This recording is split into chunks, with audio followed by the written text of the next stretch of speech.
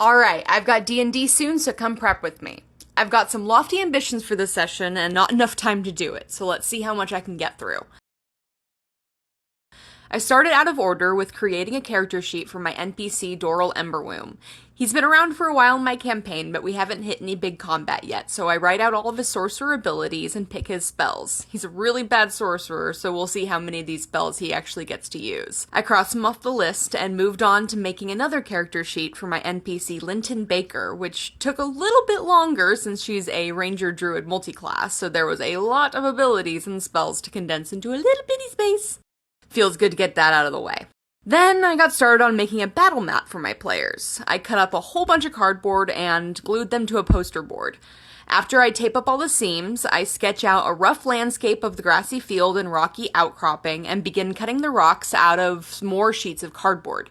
After adding some height to the edges, I began painting, first with a nice green color and started with black and building up some grays on the rock to give it some texture. I then made some grass by starting with a lighter green and dotted the entire map, then went back over with a darker green, then finished with the background green over top, evening everything out. I took some landscape material I had to add some dirt to the edges of these rocks, and glued the edges to stick some flocking I collected from some model trees I have on hand.